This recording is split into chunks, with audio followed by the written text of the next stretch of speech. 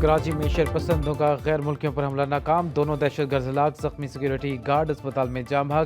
صدر آصف زرداری نے کہا پولیس کی بروقت کارروائی نے ملک کو بڑے نقصان سے بچایا۔ وزیر اعظم شہباز شریف کہتے ہیں دہشت گردی کے مکمل خاتمے تک چین سے نہیں بیٹھیں گے، فوری کارروائی پر پولیس کو شاباش۔ بلاول بھٹو نے کہا دہشت گردی میں ملوث درندے جلد قانون کی گرفت میں ہوں گے۔ وزیر اعلی سندھ نے واقعے کی رپورٹ طلب کر لی۔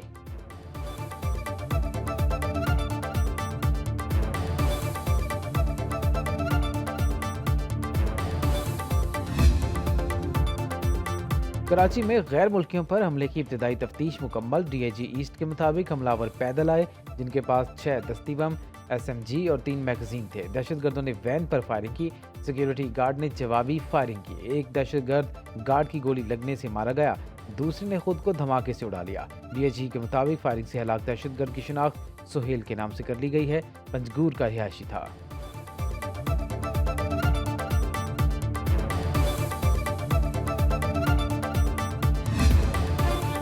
کراچی کے علاقے لانڈھی میں دہشت گردوں کے حملے میں سیکیورٹی گارڈ سمیت 2 پاکستانی شہری جاں بحق ہوئے۔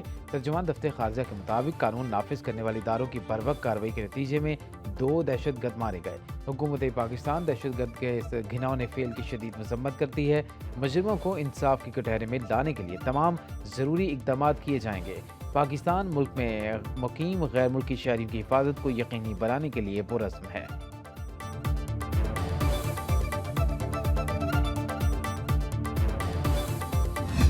حکومت کا یہ عزم ہے کہ ہم نے دہشت گردوں سے کسی قسم کے مذاکرات نہیں ہونے اور دہشت گردوں سے ان کی زبان میں بات ہوگی، اینٹ کا جواب پتھر سے دیا جا رہا ہے۔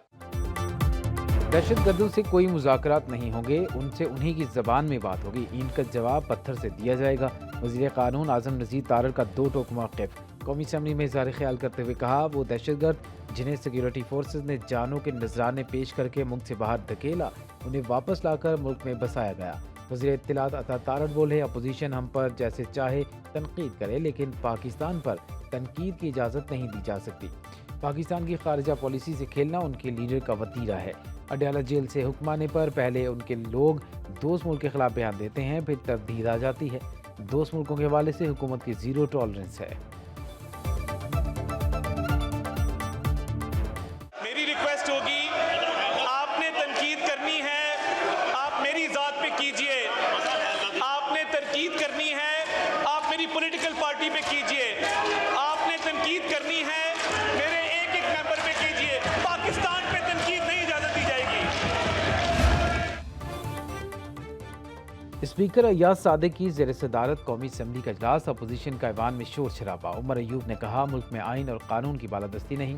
اعظم نذیر تارڑ نے جواب دیا حیرت ہے قانون کا سبق ہمیں پڑھا کون رہا ہے۔ صدارتی خطاب کے دوران جو ہوا شرمناک تھا۔ رجسٹر گوہر بولے آصف زرداری نے سیاسی سرگرمیاں نہیں چھوڑیں، وہ اب بھی پیپلز پارٹی پارلیمنٹیرین کے صدر ہیں۔ اسپیکر بولے آصف زرداری کبھی پارٹی کے صدر نہیں رہے۔ نوید قمر کو بات کرنے کی اجازت نہ دینے پر بلاول بھٹو کی قیادت میں پیپلز پارٹی اراکین کا ایوان سے واک آؤٹ۔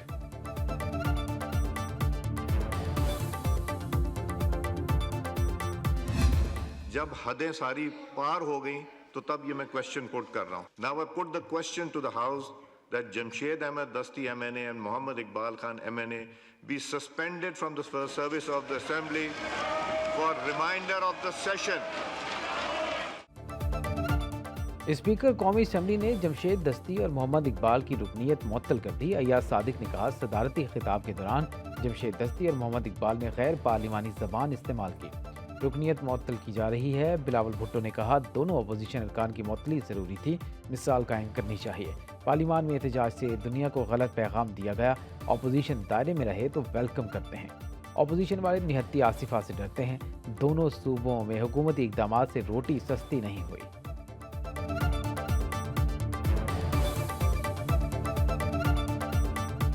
وہ احتجاج نہیں تھا، جمہوری طریقے سے ہوتا ہے کہ آپ احتجاج کریں، لیکن جب آپ گالی گلوچ پہ اتر آئے، جب آپ سیٹیاں بچانے شروع کر دیں تو یہ نہ پارلیمان کا طریقہ کار ہے۔ دہشت گردی کو جڑ سے اکھاڑ پھینکنے کا عزم، نیکٹا ہیڈ کوارٹر میں وزیر داخلہ محسن نقوی کی زیر صدارت نیشنل ایکشن پلان عمل درآمد جائزہ کمیٹی کا اہم اجلاس، وفاقی حکومت کا کچے علاقوں میں ڈاکوں کے خلاف مشترکہ آپریشن کا فیصلہ، کہا کچے سے شرپسندوں کا مستقل خاتمہ کیا جائے گا۔ مشترکہ آپریشن کے لیے ڈرون سمیت جدید ٹیکنالوجی استعمال ہوگی۔ اجلاس میں شریک تمام آئی جیز کے چینی شہریوں کے سیکیورٹی سے متعلق بریفنگ۔ وزیر داخلہ کی چینی شہریوں کی حفاظت کے لیے SOPs پر 100% عمل درآمد یقینی بنانے کی ہدایت۔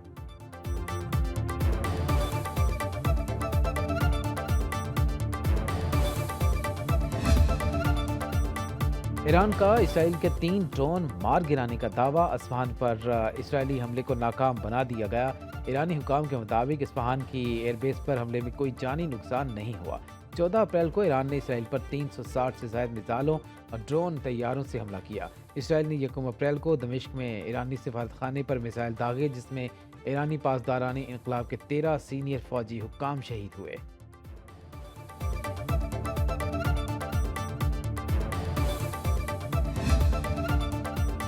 اسرائیل کے ایران پر حملے میں کوئی بڑا نقصان نہیں ہوا۔ امریکی اور ایرانی میڈیا ہم آواز۔ اصفہان کی سیٹلائٹ تصاویر سے نقصان واضح نہیں۔ زمین پر بڑا گڑھا پڑا، نہ ہی کوئی عمارت تباہ دکھائی دی۔ فوجی ریڈار ممکنہ اہداف میں سے ایک تھا۔ ایرانی میڈیا کے مطابق دفتر کی کئی عمارتوں کی کھڑکیوں کو نقصان پہنچا۔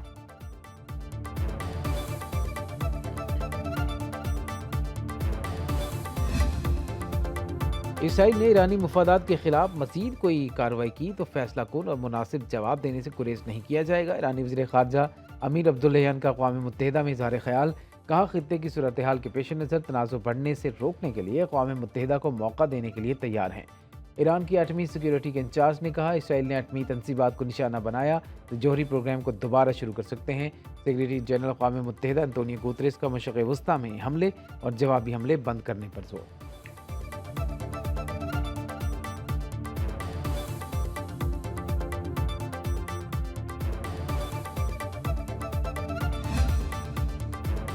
امریکہ ایران پر حملے میں شریک نہیں۔ امریکی وزیر خارجہ انٹونی بلنکن کا رد عمل۔ کہا اسرائیل اپنے فیصلے خود کرتا ہے۔ وزیر خارجہ کی G7 ممالک کے وزراء خارجہ کے اجلاس میں شرکت۔ اعلامیہ جاری۔ غزہ میں نہتے فلسطینیوں کے قتل عام پر اظہار تشویش۔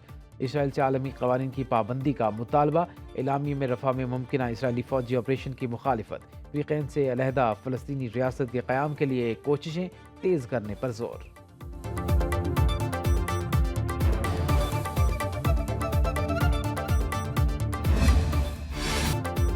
IMF پاکستان کو سپورٹ کرنے کے لیے تیار ہے۔ مشرق وسطیٰ اور وسطی ایشیا کے لیے IMF کے نمائندے جہاد الزور کی پریس کانفرنس۔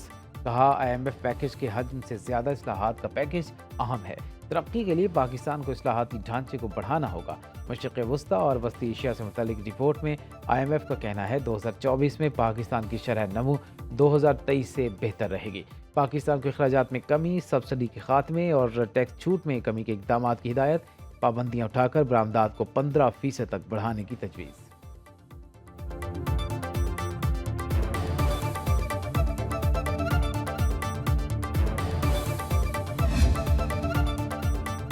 واشنگٹن میں پاکستانی معاشی ٹیم کے عالمی مالیاتی اداروں اور دوست ممالک کے معاشی ماہرین سے غیر رسمی مشاورت۔ عالمی مالیاتی اداروں کا طویل کی بجائے مختصر مدت کے پروگرام کا مشورہ۔ ذرائع کے مطابق عالمی مالیاتی اداروں نے ٹیکس نظام کو وسعت دینے، ہر قسم کا ریلیف ختم کرنے اور حکومتی کمپنیوں کی تیز رفتار نجکاری، خسارے میں چلنے والی سرکاری کمپنیوں کا انتظام نجی شعبے کے حوالے کرنے کا مشورہ دیا۔ غیر ضروری اداروں کو ختم اور دیگر میں چھانٹی کا مشورہ بھی دیا۔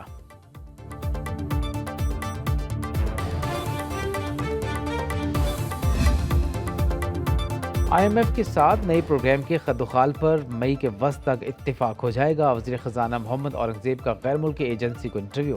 کہا نئے پروگرام کی شرائط طے کرنے عالمی مالیاتی ادارے کا مشن مئی میں پاکستان آئے گا۔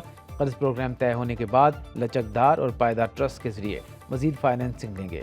پاکستان کو بیرونی قرض کی ادائیگی میں مشکلات نہیں ہیں۔ چین نے ہمارے ذمے قرض کو رول اوور کر دیا۔ پاکستان جلد دوبارہ عالمی کیپٹل مارکیٹ میں آئے گا۔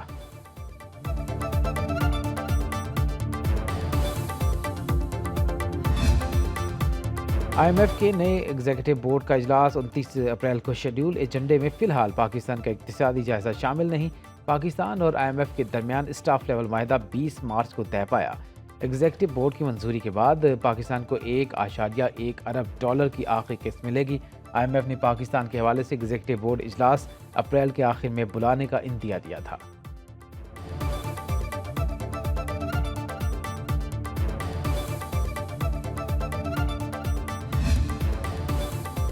ایوان صدر میں ترک چیف آف جنرل اسٹاف کو نشان امتیاز ملٹری دینے کی تقریب، صدر آصف زرداری نے ترک چیف آف جنرل اسٹاف کو نشان امتیاز ملٹری سے نوازا۔ جنرل متین گورک کی نیول ہیڈ کوارٹرز آمد، نیول چیف ایڈمرل نوید اشرف سے ملاقات، دو طرفہ بحری تعاون اور دو طرفہ امور پر تبادلہ خیال۔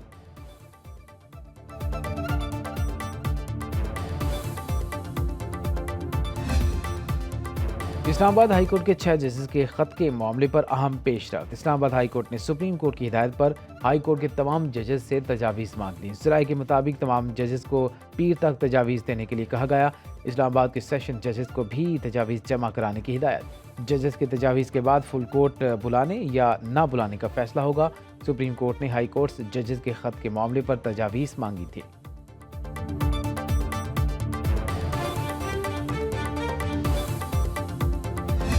میں سمجھتا ہوں کہ اس وقت اسلام آباد کے اندر کوئی ہوٹل ایسا نہیں ہے جس کو ہم 5 سٹار 7 سٹار کہہ سکتے۔ ٹھیک کہہ رہے وہ 7 سٹار بنا رہا ہے سر، اچھا وہ اور اس کی اسلام آباد کے اندر اسلام آباد کے اندر سعودی عرب سے اسلام آباد میں 2 7 سٹار ہوٹل بنانے کا معاہدہ طے پا گیا۔ حنیف عباسی کی سنو نیوز کے پروگرام برعکس رانا مبشر کے ساتھ میں گفتگو، کہا ملک میں نئی پارٹی کی کوئی گنجائش نہیں۔ شاہد خاقان عباسی حلقے کی تقدیر تو بدل نہیں سکتے، ملک کی تقدیر بدلنا چاہتے ہیں۔ ڈسٹرکٹ کمیٹی کے قیام پر گلہ کرتے ہوئے بولے، آپ اپنے شیروں کو مارتے ہیں تو غیروں کے گیدڑ حاوی ہو جاتے ہیں۔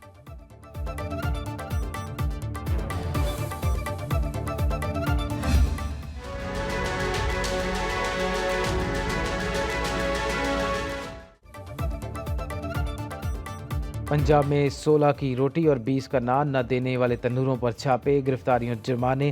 لاہور انتظامیہ کا 90% مقامات پر سرکاری نرخ پر روٹی اور نان کی دستیابی کا دعویٰ۔ جڑواں شہروں میں 2 روز سے جاری ہڑتال ختم، متحدہ نان بائی ایسوسی ایشن کا حکومتی ریٹ پر روٹی نان دینے کا اعلان۔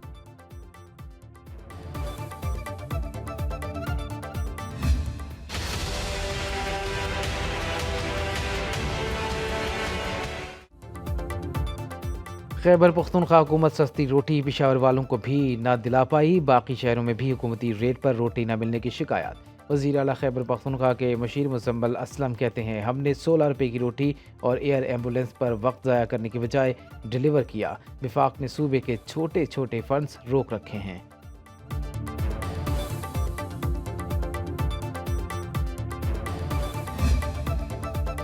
ضمنی الیکشن کا دنگل سجنے کو تیار، اتوار کو پولنگ ہوگی، 5 قومی اور 16 صوبائی حلقوں میں ووٹ ڈالے جائیں گے۔ لاہور، قصور، ڈی آئی خان، گجرات، چکوال، ناروال، وزیر آباد، بھکر، شیخوپورہ، رحیم یار خان، ڈی جی خان اور کوہاٹ کے حلقے شامل۔